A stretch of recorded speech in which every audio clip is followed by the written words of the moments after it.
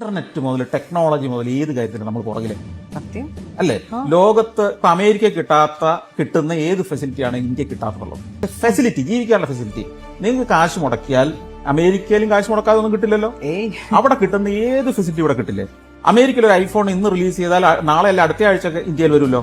പണ്ട് നമ്മൾ ഫോറിൻ സാധനങ്ങൾക്ക് വേണ്ടി കാത്തിരിക്കണമായിരുന്നു. വിദേശത്ത് വരുന്ന ഒരാൾ കാത്തിരിക്കാൻ വേണ്ടി ഫോറിൻ സാധനം, ഫോറിൻ കൊട വരെ, ഒരു കൊട പോലും ഫോറിൻ കൊട എന്ന് പറഞ്ഞാൽ നമ്മൾ വർഷങ്ങൾ കാത്തിരിക്കുന്നത്. എന്റെ ബാല്യകാലത്തൊക്കെ വിദേശത്ത് വരുന്ന പറയും മടക്കുന്ന കുടയും കൊണ്ടുവരുന്നത്, അതിന് ഫോറിൻ കുട എന്നാണ് പേരിട്ടിരുന്നത്. ഞാൻ കണ്ടിട്ടുണ്ട്, ഞാൻ വളർന്ന സമയത്തുണ്ട്. എന്തിനാ ലുങ്കി ഗൾഫിൽ നിന്ന് വരുന്നവരാ നല്ല നല്ല തുണിയുള്ള ലുങ്കിയും കയ്യിലൊക്കെ കൊണ്ടുവന്നിരുന്നത്.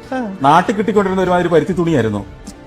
ഞാൻ ഇതൊക്കെ 80s ജീവിച്ചിരുന്ന ആളുകൾ ചിന്തിച്ചു നോക്കിയാൽ മനസ്സിലാവും. നമ്മൾ ഒരു കാർ മര്യാദയ്ക്ക് കാണാൻ തുടങ്ങിയെന്നാ. നമുക്കൊരു അംബാസഡർ കാർ കിട്ടണമെങ്കിൽ 1 വർഷം കാത്തിരിക്കണമായിരുന്നു, ബുക്ക് ചെയ്തിട്ട് 1.5 വർഷമൊക്കെ. ഒരു ടെലിഫോൺ കണക്ഷൻ കിട്ടണമെങ്കിൽ എംപിയുടെ റെക്കമെൻഡേഷൻ വേണമായിരുന്നു ഒരു കാലത്ത്. 80s 90s കാര്യം ഞാൻ ഈ പറയുന്നത്. മരഞ്ഞാട്ടുള്ളിയിൽ നിന്ന് ഞങ്ങളുടെ എറണാകുളത്ത് പ്രിന്റിംഗ് നടക്കുന്ന പ്രസ്സിലേക്ക് വിളിക്കണമെങ്കിൽ 1.5 മണിക്കൂർ ബുക്ക് ചെയ്തിട്ട് 1.5-2-3 മണിക്കൂറൊക്കെ ട്രങ്ക് ബുക്ക് ചെയ്തിട്ട് കാത്തിരിക്കായിരുന്നു. അപ്പോഴത്തേക്ക് അവിടെ പ്രിന്റിംഗ് കഴിഞ്ഞിട്ടുണ്ടാവും. ഒരു തെറ്റ് വന്നത് തിരുത്താൻ പറയാൻ വേണ്ടിയിട്ടാ. അതുപോലെ ഇവിടെ ഞങ്ങൾക്ക് STD ഫെസിലിറ്റി ഇല്ലായിരുന്നു. മരഞ്ഞാട്ടുള്ളിൽ ഒരു STD ബൂത്താണ് ഉണ്ടായിരുന്നത്.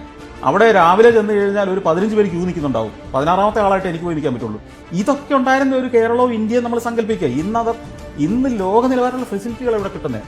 ഇന്റർനെറ്റിന്റെ സ്പീഡ് നോക്കൂ. ഇത്രയും യൂട്യൂബ് വീഡിയോ നിങ്ങൾ തടസ്സമില്ലാതെ കാണുന്നുണ്ടെങ്കിൽ നമ്മുടെ സാറ്റലൈറ്റ് സംവിധാനങ്ങൾ മുതൽ അണ്ടർ സീ ഒപ്റ്റിക്കൽ ഫൈബർ മുതൽ എന്തെല്ലാം ഫെസിലിറ്റികൾ നമ്മൾ ഈ സോഷ്യൽ മീഡിയയിലൂടെ നമ്മുടെ നാടിനെയും നമ്മുടെ പോരായ്മകളെയും ഒക്കെ പറയുമ്പോഴും ടെക്നോളജി എത്ര അഡ്വാൻസ് ചെയ്ത് കഴിഞ്ഞു.